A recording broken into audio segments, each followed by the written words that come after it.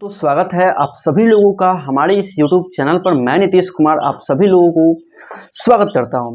दोस्तों आज से ना हम लोग का एक नया सेशन स्टार्ट हो रहा है और इस सेशन के अंतर्गत हम सभी लोग जो हैं संस्कृत व्याकरण को देखने वाले हैं। जी हाँ, संस्कृत व्याकरण, क्योंकि किताब जो था ना संस्कृत का जो बुक था वो पूरी तरीके से खत्म हो चुका है। यानी कि उसमें 14 चैप्टर था, 14वें चैप्टर को हमने अच्छी तरीके से देख लिया और आप सभी लोग उसको बारी बारी से जा करके रिवीजन करते रहेंगे। यदि आप उसका रिवीजन छोड़ देंगे तो पूरा पढ़ाई क्या होगा, अच्छे तरीके से टूट जाएगा। और जानबे करते हैं संस्कृत एक इतना आसान सा सब्जेक्ट है कि आप जो है ना कम से कम मेहनत करके आराम से 95 प्लस नंबर क्रिएट कर सकते हैं। लेकिन हाँ, इसके लिए आपको मैं जैसे बताता हूँ बस उसी तरीके से फॉलो करना पड़ेगा, उसी तरीके से पढ़ाई करना पड़ेगा, तभी जा करके आपको अच्छा नंबर, बहुत अच्छा नंबर प्राप्त कर सकते हैं। ठीक है, इसलिए संस्कृत का जितना भी बुक खत्म हो गया उसको टाइम टू टाइम जा करके आप रिवीजन करते रहेंगे।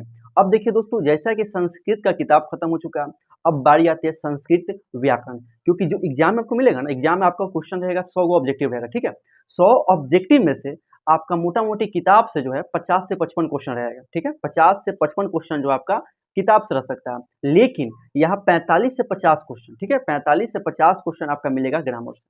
और ग्रामर बहुत इंपॉर्टेंट पार्ट होता है जो आपके नंबर को निर्धारित करता है कि आपका संस्कृत में नंबर कितना ज़्यादा आएगा। ठीक है, यदि आप सभी लोगों ने मेरे वीडियो को देखा होगा सही तरीके से जा करके, नहीं तो उसका लिंक मैं डिस्क्रिप्शन में डाल दूंगा पूरी किताब का, आप सभी लोग देख लीजिएगा। तो आपको कहीं ना कहीं यह अंदाजा लग गया होगा कि संस्कृत जो होता है ना केवल एक कहानी का सार होता है। किताब में रहेगा कहानी का सार। यदि आप अच्छे तरीके से समझ लेते हैं, अच्छे तरीके से कॉन्सेंट्रेट करके पढ़ाई कर लेते हैं, तो आपको वहाँ कोई दिक्कत होने की उम्मीद ही नहीं है। ठीक है, आप आसानी से क्वेश्चन को सॉल्व कर सकते हैं। लेकिन कहीं के ऐसा मिलेगा कि आपसे किताब से भी क्वेश्चन नहीं बनेगा। अच्छे तरीके से पढ़ लिए तो बन जाएगा, वहाँ कोई दिक्कत नहीं है। लेकिन कहीं कहीं ऐसा होगा कि आपसे नहीं बनेगा, तब क्या करेंगे, तो वहाँ आपका संस्कृत व्याकरण साथ देगा। संस्कृत व्याकरण जो है ना आप पढ़ के बहुत आसानी से बहुत कम समय में नंबर गेन कर सकते हैं। क्योंकि जानते हैं ना संस्कृत व्याकरण से आपका मोटा मोटी बोले तो 45 से 50 क्वेश्चन आपको मिलेगा। ठीक है, एक होता है संस्कृत का बुक होता है। ठीक है, तो संस्कृत से बुक से आपको लगभग 50 से 45 क्वेश्चन देखने को मिल सकता है, इसलिए इसको ध्यान दीजिएगा। लेकिन जो व्याकरण होता है ना, संस्कृत का जो व्याकरण होता है, व्याकरण, यहाँ आपको जो है मोटा मोटी आपको यहाँ देखने को मिल जाएगा 55 से 50 क्वेश्चन यहाँ भी आपको देखने को मिल सकता है। ठीक है, यानी कि दोनों वैरी करता है। और आप सभी लोग ना जा करके क्वेश्चन बैंक आप सभी लोग किन लिए होंगे, क्वेश्चन बैंक को पलटिएगा, आपको पता चल जाएगा कि क्वेश्चन कैसे पूछा जाता है, किस प्रकार से व्याकरण में क्वेश्चन पूछता है, हमसे बनता क्यों नहीं है। आपको हमेशा ऐसा फील होता होगा। लेकिन अब चिंता करने की बात नहीं है, क्योंकि किताब खत्म करने के बाद हम संस्कृत व्याकरण को अच्छे तरीके से फोड़ने वाले हैं। ठीक है, इसलिए आप सभी लोग अच्छे तरीके से कॉन्सेंट्रेट होकर बस पढ़ाई करना है, ओनली पढ़ाई करना है। ठीक है, और आप जहाँ पढ़ रहे होंगे उसको तो फॉलो अप करना है। यदि वहाँ समझ में नहीं आता है तो आप यहाँ कॉन्सेंट्रेट करके पढ़ाई करिए, आपको कोई तकलीफ नहीं होगा, ऐसा मैं आपसे प्रॉमिस करता हूँ। ठीक है, क्योंकि आपको नंबर लाने का जो है ना प्रॉमिस अपने आप से कर चुके हैं कि हाँ आप लोगों को अच्छा नंबर लाना है, तो बस लाना है कैसो करके। जो यह जिस उद्देश्य से यह चैनल बनाया गया, इस चैनल को हाईलाइट करना है। ठीक है, इस चैनल को आगे बढ़ाना है और ये काम आप खुद कर सकते हैं। बस जैसा मैं बताता हूँ वैसा काम करिए। ठीक है, आपका नंबर बहुत अच्छा से अच्छा आएगा। देखिए, तो ये बात रहा आपका संस्कृत। ठीक है, संस्कृत का बुक तो आप सभी लोग ये अच्छे तरीके से पढ़ लिए। यदि आप ये पूरा पढ़ लिए ना तो आपके बुक का 50 से 45 क्वेश्चन एग्जाम में बन जाएगा। अब ये कैसे पता चलेगा, क्वेश्चन में उठाइए और उसको लेकर के क्वेश्चन को डील करिए, देखिए आपसे बनता है कि नहीं बनता। यदि आपसे वहाँ क्वेश्चन नहीं बन रहा तो पुनः जाके इस वीडियो को देख लीजिए, पुनः जाइए, केवल वीडियो को देखते रहिए लगातार, आपको दिक्कत नहीं होगा। ये क्वेश्चन आपका फिक्स है। ठीक है, लेकिन हमको व्याकरण को भी हल्का में लेकर नहीं चलना है, क्योंकि व्याकरण से 50 से 55 क्वेश्चन है। ठीक है, क्योंकि यदि आपके पास एग्जाम में 100 ऑब्जेक्टिव आता है, 100 ऑब्जेक्टिव सब क्वेश्चन आता है, तो 100 ऑब्जेक्टिव क्वेश्चन में से आपको लगभग 60 से 70 आना चाहिए क्वेश्चन, 60 से 70 वहाँ आना चाहिए क्वेश्चन। ठीक है, कॉन्फर्म आपको पता होना चाहिए, तब जाके आपका नंबर बहुत अच्छा आएगा। और 60 से 70 पता रहेगा तब उसमें से आपको कॉन्फर्म 50 क्वेश्चन बनाना है। कॉन्फर्म कितना क्वेश्चन बनाना है, वहाँ 50 क्वेश्चन वहाँ कॉन्फर्म टिक करना है, 50 क्वेश्चन, समझ गए ना। तो आपको जरूरत से ज़्यादा पता रहेगा तब ना 50 क्वेश्चन सोल्व कर पाइएगा।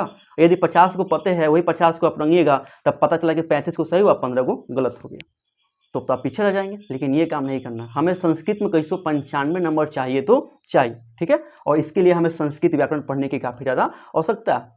इसलिए अब हम संस्कृत व्याकरण को अच्छे तरीके से देखेंगे। और कोई भी आपको देखिए, यदि मैं संस्कृत व्याकरण बताता हूँ और कहीं भी आपको कोई दिक्कत होता है तो आप जो है हमें कमेंट के जरिए बता सकते हैं कि हमें ये चीज़ समझ में नहीं आया, या कहने का मतलब है आप इसे एक बार और रिपीट कर दीजिए। आपको कोई प्रॉब्लम हो आप डायरेक्ट कमेंट करके बता सकते हैं। ठीक है। तो चलिए अभी हम सबसे पहले बात करते हैं कि हम लोग संस्कृत व्याकरण को कैसे पढ़ेंगे, क्योंकि किताब खत्म हो गया तो देखना पड़ेगा ना कि हम व्याकरण को किस तरीके से पढ़ेंगे, कौन सा व्याकरण का चैप्टर हमारे लिए कितना इंपॉर्टेंट है।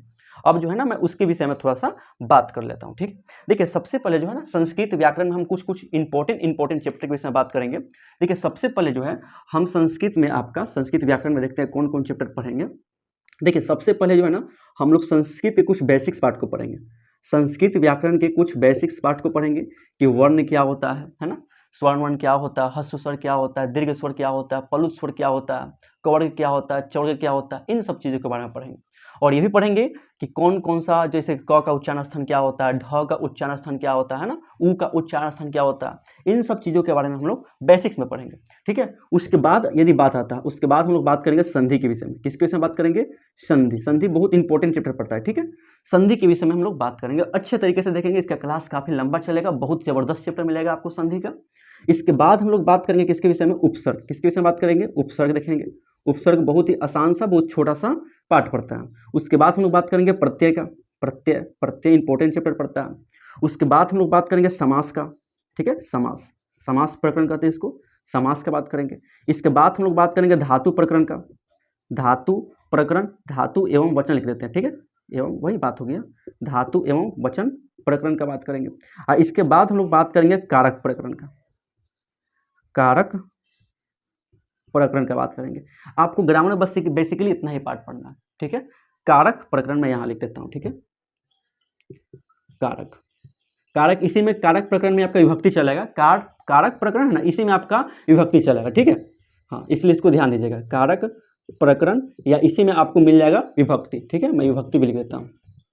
जो आप देखते होंगे क्वेश्चन में पलटेगा ना तो आपको हमेशा मिल जाएगा विभक्ति, ये कौन सी विभक्ति है, वह कौन सा विभक्ति है, तो आपको चिंता करने की कोई आवश्यकता नहीं है। इसमें हम लोग बहुत अच्छे तरीके से हम लोग पढ़ लेंगे। ठीक है, इतना ही जो है ना आपको ग्रामर में आपको देखने को मिलेगा, जो कि ऑब्जेक्टिव में से बहुत ज़्यादा क्वेश्चन मिलता है। ऐसे आपका लेटर वाला पार्ट हो गया, या कहने का मतलब होता है जो कहानी वाला पार्ट होता है, उस सबको अच्छे तरीके से हम बाद में देखेंगे। ठीक है, उसको अभी आपको चिंता करने की आवश्यकता नहीं है।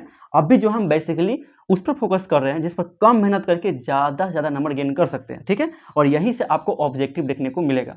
और वो जो बात है ना लेटर वाला बात है, या जो निबंध आता है लिखने के लिए, वो मैं बता दूंगा, बस वही क्वेश्चन आपको आएगा। इसके लिए उसकी चिंता करने की आपको आवश्यकता नहीं है, वो हम देख लेंगे। बस पहले आपको इस पर मेहनत करना पड़ेगा, अच्छे तरीके से नोट्स बना लेना है। सबसे पहले मैं जो भी ग्रामर बताऊंगा ना उसको अच्छे तरीके से क्या बनाना है? नोट्स। और नोट्स बना के उसको अच्छे तरीके से पढ़ाई करना है। ठीक है, और हाँ, यदि आप सभी लोग जो है ना मेरे व्हाट्सएप चैनल से नहीं जुड़े हैं तो जरूर से जरूर जुड़ जाएंगे। ठीक है, क्योंकि यदि वहाँ जुड़ेंगे तो आपको नोट्स और PDF आसानी से प्राप्त हो जाएगा, एग्जाम से संबंधित कोई जानकारी मिल जाएगा, हम डायरेक्ट आपसे वहाँ कॉन्वर्सेशन कर सकते हैं। ठीक है, और क्योंकि वहाँ रहेंगे तो आपको कोई दिक्कत नहीं होगा। और इसका लिंक जो है ना मैं इस वीडियो के डिस्क्रिप्शन में डाल दूंगा, आप जाकर वहाँ से ज्वाइन कर लीजिएगा। इतना ही पार्ट हम लोग ग्रामर में देखेंगे, बहुत अच्छे तरीके से देखेंगे। ठीक है, देखिए सबसे पहले हम बात करते हैं किससे कितना क्वेश्चन आपको मिलेगा। ठीक है, आपको संधि से जो है ना 5 से 6 क्वेश्चन आपको देखने को मिल जाएगा, इसलिए इसको ध्यान देना। ठीक है, आपको उपसर्ग से बोले तो 3 से 4 क्वेश्चन आपको उपसर्ग देखने को मिल जाएगा। उपसर्ग बहुत इंपॉर्टेंट है, बहुत छोटा चैप्टर होता है, एकदम कन्फर्म यहाँ नंबर आपको मिल जाएगा, चिंता करने की कोई आवश्यकता होता ही नहीं है। ठीक है, प्रत्यय से आपको अच्छा क्वेश्चन देखने को मिल जाएगा, 5 से 6 क्वेश्चन आपको प्रत्यय से भी देखने को मिल जाएगा। ठीक है, प्रत्यय। हाँ, अब समास से क्वेश्चन आता है तो समास से भी आपको बोले तो 6 से 7 क्वेश्चन समास से देखने को मिल जाएगा। समास छोटा सा चैप्टर होता है लेकिन अच्छा पूछता है। मैं ऐसा डायरेक्ट शॉर्टकट बताऊंगा ना आपको कि आप ऑप्शन देख के बता दीजिएगा कि ये कौन सा समास है, ऑप्शन देख के टिक कर दीजिएगा। बस सही तरीके से मेहनत आपको करना है। ठीक है, धातु एवं वचन से आपका 10 से 12 क्वेश्चन आ सकता है। धातु एवं वचन से अच्छा क्वेश्चन पूछता है, बहुत रंग बिरंगे क्वेश्चन पूछता है, इसलिए धातु एवं वचन काफ़ी लंबा क्लास चलेगा और अच्छे तरीके से देखेंगे।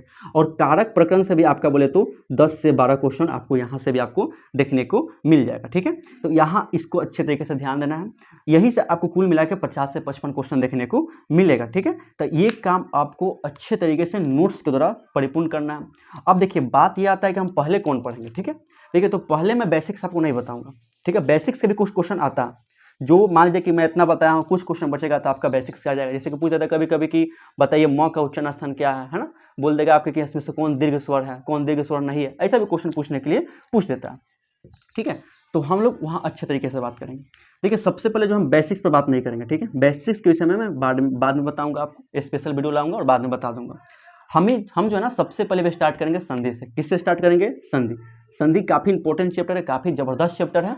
हम लोग संधि को बहुत अच्छे तरीके से तोड़ मरोड़ के पढ़ेंगे। इसलिए आपको यहाँ चिंता करने की कोई आवश्यकता नहीं है। हम लोग संधि को पहले अच्छे तरीके से देखेंगे, संधि के बाद उपसर्ग देखेंगे, उपसर्ग के बाद प्रत्यय देखेंगे, और प्रत्यय के बाद क्या देखेंगे, समास देखेंगे। और धातु एवं वचन का और कारक प्रकरण का क्लास काफ़ी लंबा चलेगा, और ऐसे में इसका शॉर्ट कोड भी आपको बता दूंगा ताकि एग्जाम में कोई दिक्कत नहीं हो। लेकिन होता है ना, नॉलेज भी बहुत ज़्यादा इंपॉर्टेंट होता है, और नॉलेज को भी अच्छे तरीके से देख के चलना, ताकि नॉलेज में भी हमें कोई कसर नहीं होना चाहिए, ठीक है। और जितने भी टीचर लोग जो होंगे इस वीडियो को देख रहे होंगे, वो भी जो है अपना कहीं ना कहीं इसी तरीके से उस बच्चे को पढ़ाएं ताकि उसका एग्जाम में अच्छा नंबर आ पाए। ऐसा नहीं हो कि आप उसे केवल पैसा कमाने के उद्देश्य से उसको केवल भरमा रहे हैं, ऐसा भी काम नहीं करना। उसको ऐसा काम करिए कि उसको एक एजुकेशन पर्पज भी आए और एग्जाम में अच्छा प्रदर्शन भी करे। ऐसा नहीं कि केवल पैसा कमाने के लिए जो है आप जो है उसको बता दे रहे हैं कि जाओ यहाँ तुम ये क्वेश्चन आएगा वैसे बना देना, अपना काम हो गया, तो वैसे उसके पास डिग्री तो आ जाएगा लेकिन उसको कभी ज्ञान नहीं मिल पाएगा। और हमें ज्ञान चाहिए, ठीक है। एग्जाम में तो ऑटोमेटिक हम अच्छा परफॉर्म कर लेंगे। और यदि और यदि आप ये भी चीज़ पर ध्यान दीजिएगा कि यदि आप इस ग्रामर पर अच्छे तरीके से कंट्रोल कर लेते हैं या संस्कृत सब्जेक्ट पर अच्छा से कंट्रोल कर लेते हैं, तो जैसे आपका मैट्रिक एग्जाम पास होगा, आप कहीं ना कहीं जा करके कोचिंग ज्वाइन करके अच्छा खासा पैसा भी कमा सकते हैं। इसलिए इस पर ध्यान दीजिए क्योंकि इसका टीचर का काफ़ी ज़्यादा कमी होता है, ठीक है। इसलिए इस पर भी कंट्रोल करना है और ध्यान देना है। आप अपने पॉकेट मनी को खुद भी निकाल सकते हैं। तो चलिए, आज इस वीडियो में मैंने बात किया कि संस्कृत व्याकरण को कैसे हम लोग पढ़ेंगे और इसका क्या इंपॉर्टेंस होता है, ठीक है। बहुत ही ज़्यादा इंपॉर्टेंट है। यदि आप जानते हैं तो बहुत ही आसानी से आप इसको बना सकते हैं। तो चलिए मिलते हैं नेक्स्ट वीडियो में। हम लोग देखेंगे सबसे पहले संधि, ठीक है। चलिए।